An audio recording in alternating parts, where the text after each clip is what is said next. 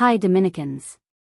Welcome to the part 2 of Lydia's reality, where her father gave his entire fortune to her brother, who has no skill, potential, nor commitment in art's work. He did that all because he is physically fit, or better said, has aura. Whereas Lydia, who have dedicated her time, skill, knowledge, energy, and resources, was left with nothing but ridicule. Anyways, grab your popcorns. I need expert help. I can't take down Marcus's exhibition alone. I need someone who knows art, someone respected in the community, someone who won't be afraid to call out forgeries. Dr. Adrian Locke is that person. He's a museum curator with 30 years of experience and a reputation for being brutally honest. He's also known for being grumpy and hating everyone, but I don't have many options. I find him at the City Museum, examining a new sculpture exhibit. He's an older man with gray hair and permanent frown lines. Dr. Locke? I'm Lydia Hartwell. I need your help with something. He doesn't even look at me. I don't do private consultations anymore. Too many people with fake paintings wanting me to lie about authenticity. That's exactly why I need you. I have paintings I know are fake, and I need you to prove it. Now he looks at me, one eyebrow raised. Why would you want to prove your own paintings are fake? They're not mine. They're my brother's. And he's about to host a public exhibition with them. Dr. Locke studies my face for a long moment. Then he sighs like I'm the most exhausting thing he's encountered all day. Fine. Show me what you have. I pull out my folder of photographs and research. He flips through them slowly, his frown deepening with each page. When he gets to the photo of Marcus's prized landscape painting, he stops. This one, he says, tapping the photo. I know this painting. You do? It's part of a notorious forgery series from about 5 years ago. A group of art forgers in Eastern Europe were creating reproductions and selling them as originals. This specific piece was flagged by Interpol. He looks at me seriously. Your brother bought stolen forgeries. My legs feel weak. Can you prove it? Give me a few days with the actual paintings. I'll give you a full forensic report. I sit in my apartment that night, eating suya and trying not to cry into it. Buttons watches me with judgmental cat eyes. What am I supposed to do? I ask him. If I expose Marcus, I destroy him. But if I don't, he destroys our family's reputation anyway. Buttons meows, which I interpret as, not my problem. My phone rings. It's Mom. My real mom, who divorced Dad years ago and moved across the country. I answer on the third ring. Lydia, honey, I heard about the wedding announcement. Are you okay? I'm fine, I lie. Your father said you should behave yourself at Marcus's exhibition. What does that mean? I laugh bitterly. It means he expects me to smile and clap while Marcus shows off his fake art collection. Fake? The whole story spills out. Mom listens without interrupting. When I finish, there's a long silence. Lydia, she finally says, I know your father hurt you. But this isn't about revenge. Whatever you do, make sure you're doing it for the right reasons. What are the right reasons? That's something only you can answer. After we hang up, I stare at the ceiling. Mom's right. I need to figure out what I really want. Do I want to hurt Marcus? Do I want to prove myself to Dad? Or do I want something else entirely? My phone buzzes with another notification. It's the exhibition details. Marcus has invited everyone, art critics, journalists, wealthy collectors, even the mayor. This isn't just a small gallery showing. This is huge. And I have less than 2 weeks to decide what to do. I decide to visit the estate one more time. I need to see those paintings again, maybe take more photos for Dr. Locke. But when I pull up to the gates, the security guard stops me. Sorry, Miss Hartwell. You're not on the approved visitor list. I blink. What? I've lived here. This is my family's estate. I understand, but I have orders. Your name was removed yesterday. He looks genuinely apologetic. Mr. Marcus Hartwell updated the security protocols. The blood drains from my face. Marcus removed me? I'm just following orders, Mississippi. I'm sorry. I drive away before he can see me cry. Marcus didn't just inherit everything. He's actively pushing me out. Erasing me. Making sure I have no access, no voice, no place in the family. This isn't about the inheritance anymore. This is personal. Marcus wants me gone completely. I pull over at a park and call Dr. Locke. I can't get access to the paintings anymore. Marcus blocked me from the estate. That's problematic. I need to examine the actual pieces, not just photographs. What if we wait until the exhibition? You could examine them there. There's a pause. That would be dramatic. Very public. Are you sure you want to do this that way? I think about Marcus whispering, "Don't make a scene," at the wedding. I think about Dad's announcement. I think about the security guard turning me away from my own family home. Yes, I say firmly. I'm sure. Then we'll need ironclad evidence. I'll expedite my analysis based on your photos. But Lydia, once we do this, there's no going back. Good. I don't want to go back. 15. Dr. Locke works fast. 3 days later, he sends me a 20-page report. I read it in one sitting, my hands shaking with each page. Every single painting Marcus claims to own is fake. Dr. Locke has identified the wood grain patterns, the paint composition, the signature styles. He's cross-referenced with international databases of known forgeries. He's even found the original authentic pieces that Marcus's fakes are copying. Most are in museums or private collections in Europe. The report is devastating. Detailed. Professional. Undeniable. This is perfect, I tell him over the phone. This is everything we need. There's one more thing you should know, Dr. Locke says.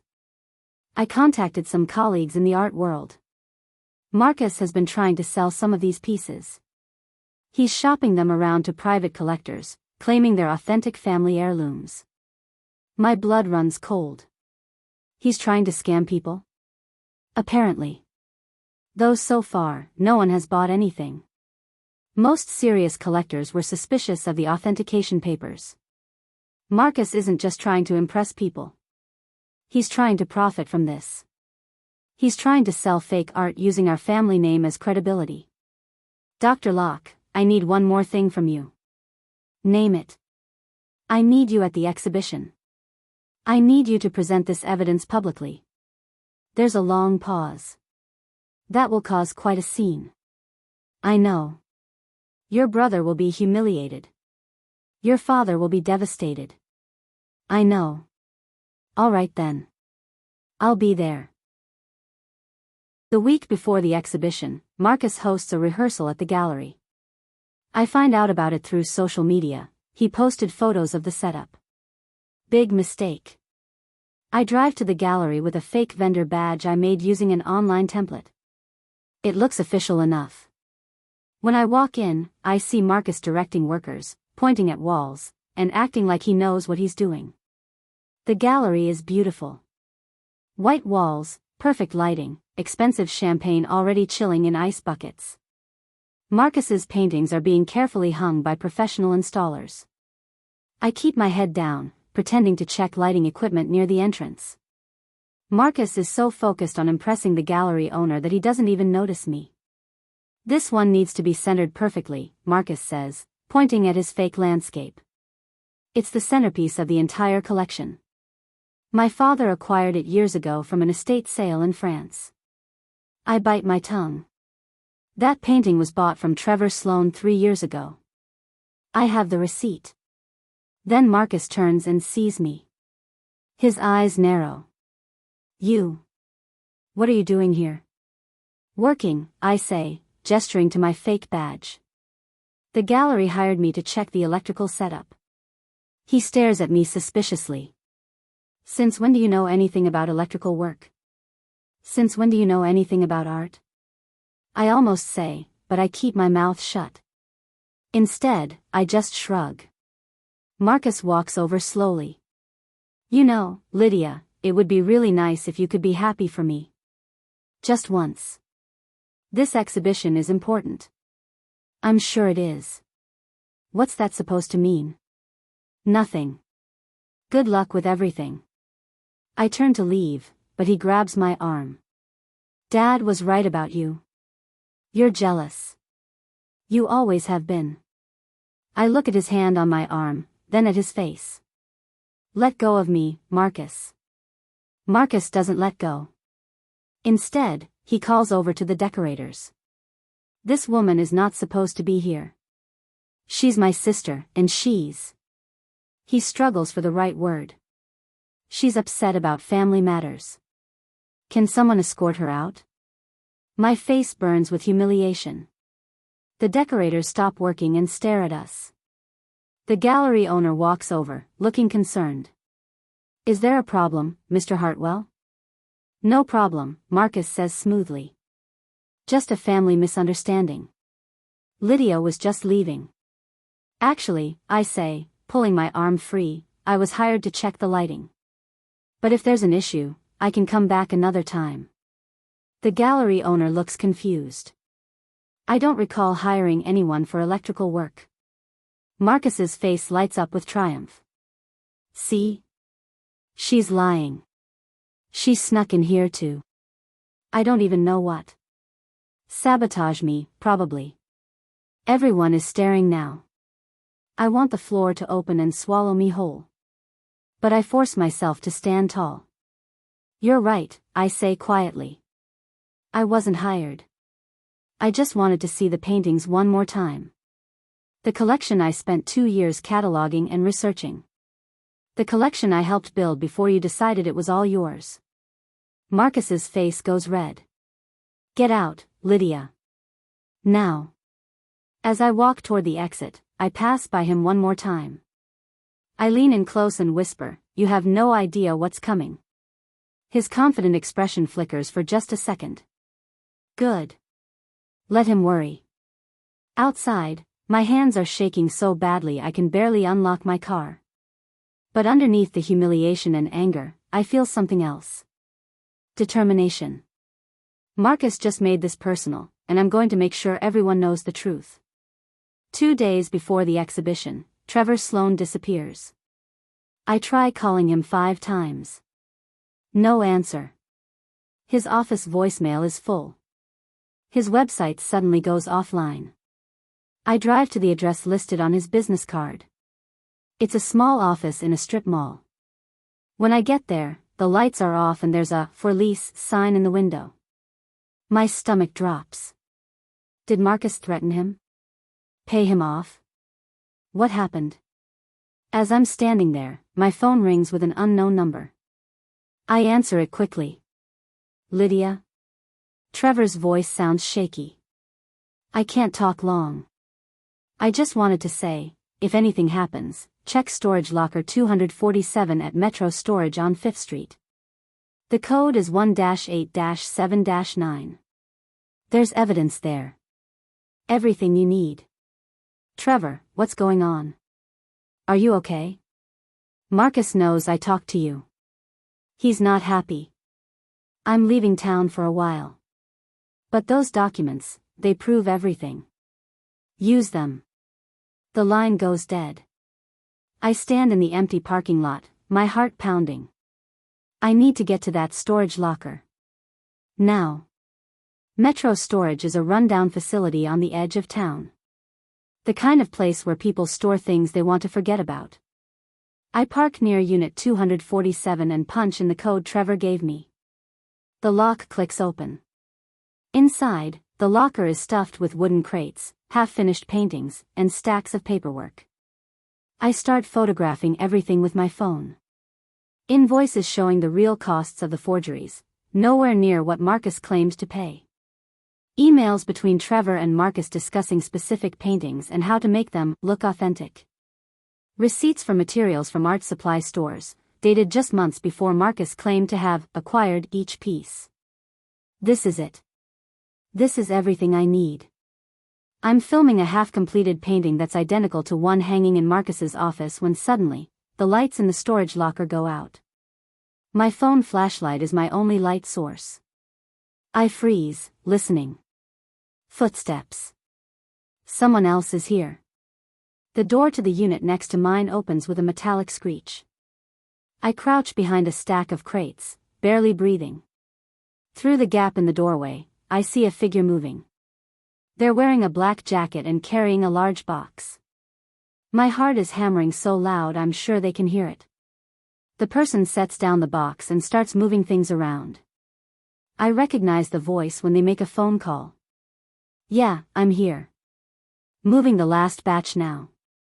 Boss wants everything cleared out before the exhibition. It's Marcus's assistant, David.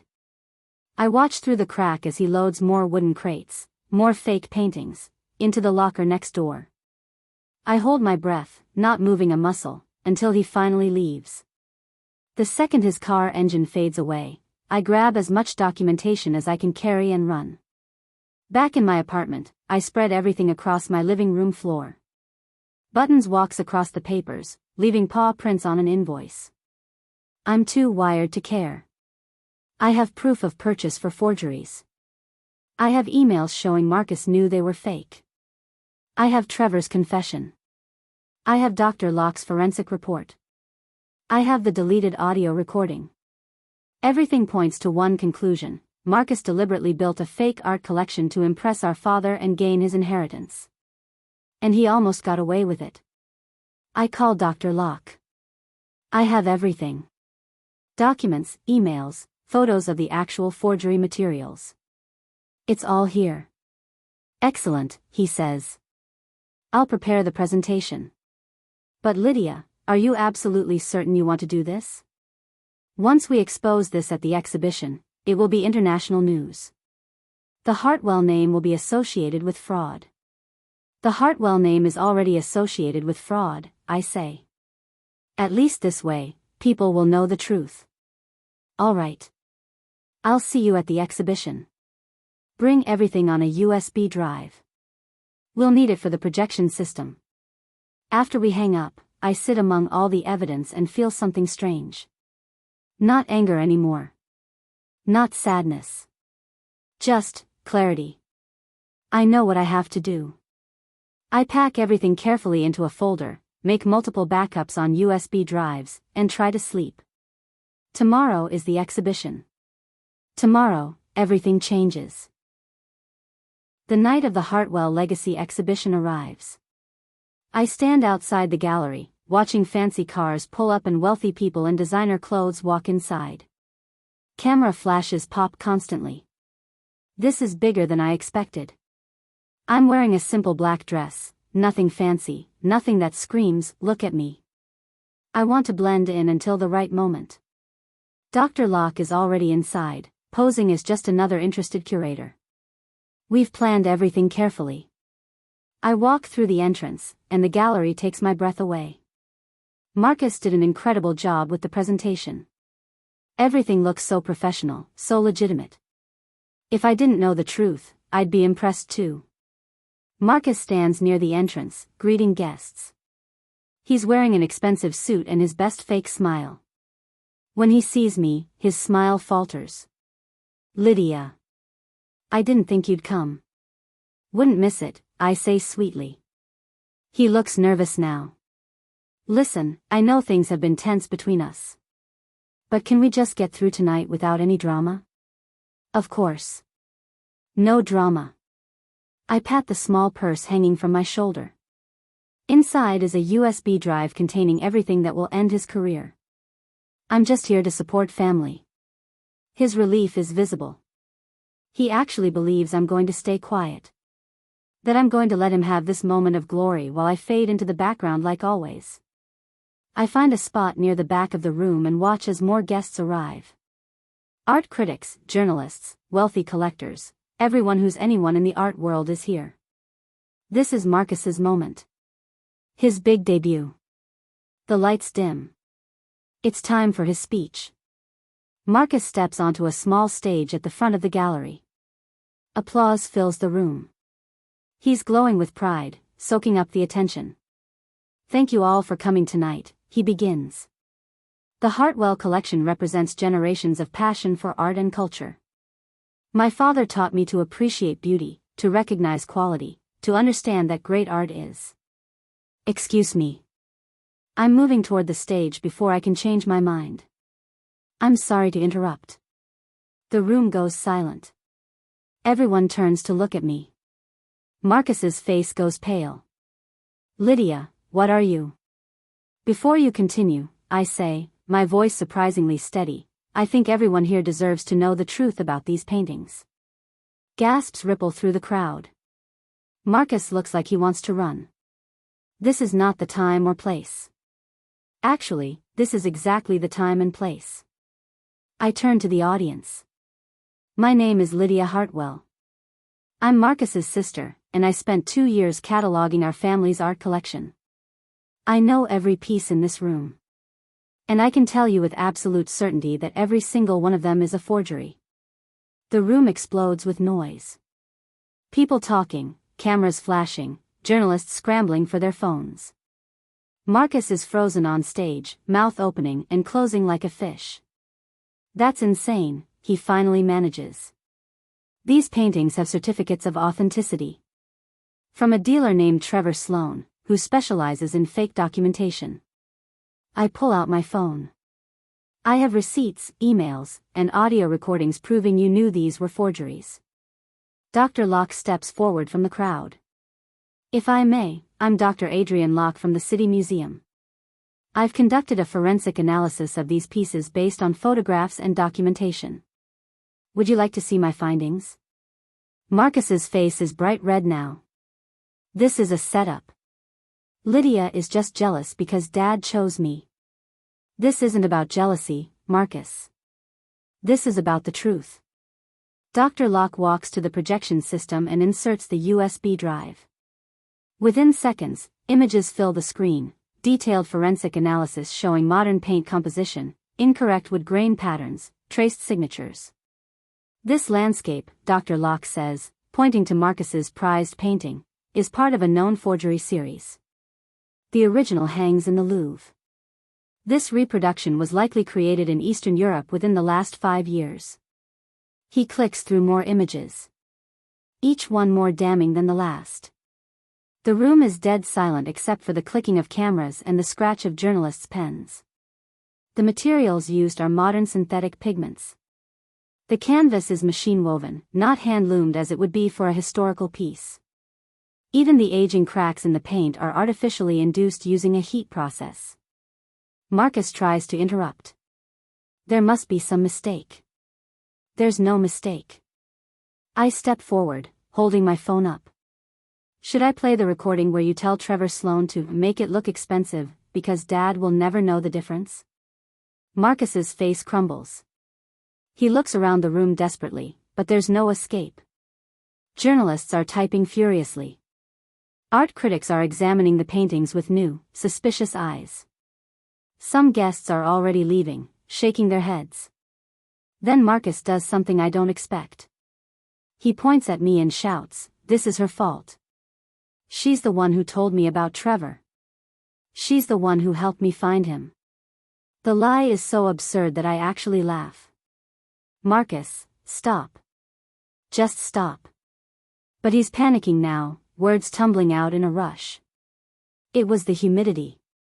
The storage conditions. Someone must have switched the paintings. Maybe the staff, maybe someone sabotaged me. This is childhood trauma manifesting. I need therapy, not public humiliation." He's grasping at anything, any excuse. The desperation would be sad if it wasn't so pathetic. Then I play the audio recording.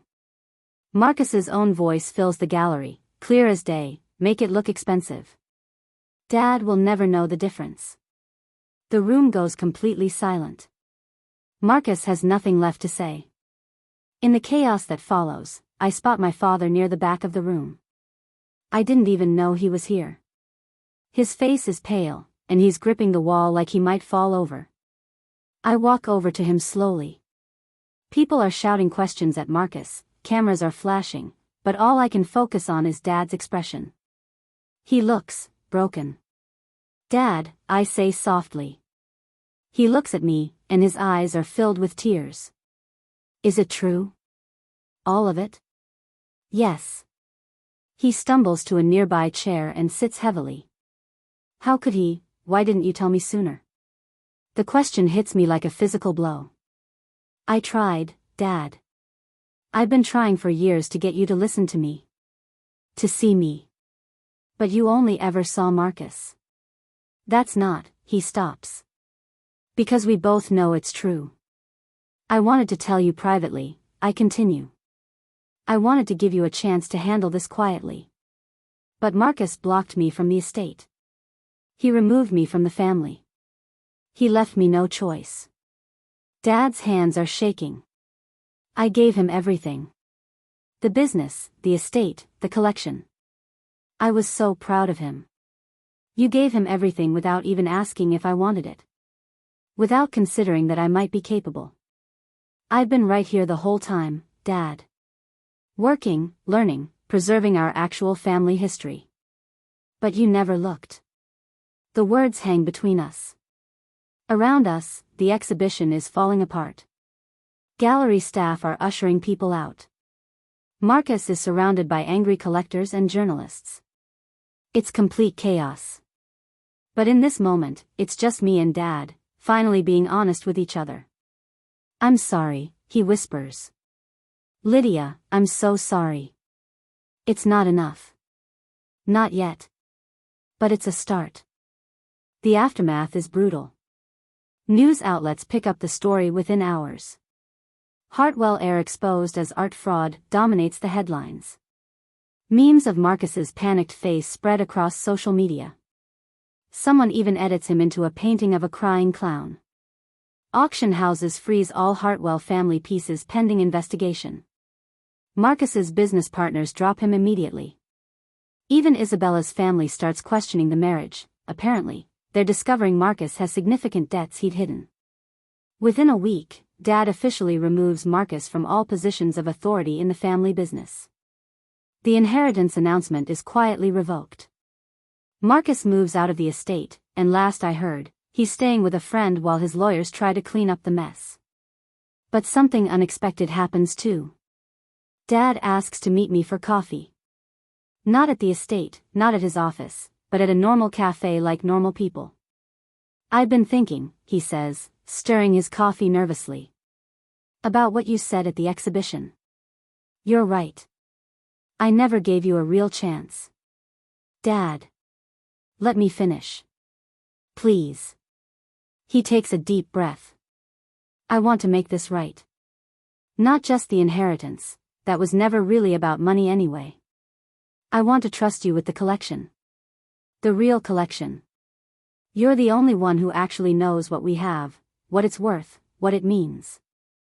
I study his face, looking for any sign that this is just guilt talking. But he seems genuine. "I don't want to just manage the collection," I say carefully. "I want to open it to the public. Create a proper gallery where people can learn about art and history. Make it educational, accessible. Not just a status symbol." Dad considers this. Then he nods slowly. "All right. You have full independence over the collection. Do what you think is right." It's more than I expected. More than I dreamed of. 3 months later, I'm standing in the newly opened Heir Gallery. Real paintings, properly authenticated, with educational plaques explaining their history. Students come for field trips. Art lovers come for workshops. It's everything I hoped it would be. On opening day, a letter arrives. It's from Trevor Sloan, who's apparently hiding out in another state. The letter is an apology and a confession, thanking me for exposing Marcus before more people got scammed. I frame the letter and hang it in my private office, a reminder of how everything started. Dad comes to the opening. He walks through the gallery quietly, reading every plaque, studying every painting. When he finds me, he pulls me into a hug. "I'm proud of you, he whispers. I should have said that years ago. It's not perfect. Our relationship still needs work.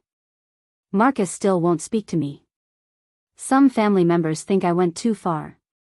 But standing in my gallery, surrounded by real art and real history, I finally feel like I belong. Like I have purpose. Like I'm exactly where I'm supposed to be. I was always the real heir. It just took everyone else a while to see it. And now, they finally do. If you've made it this far in our story, thank you for listening. If this resonated with you, if you've ever had to stand up to toxic family members, please share this video.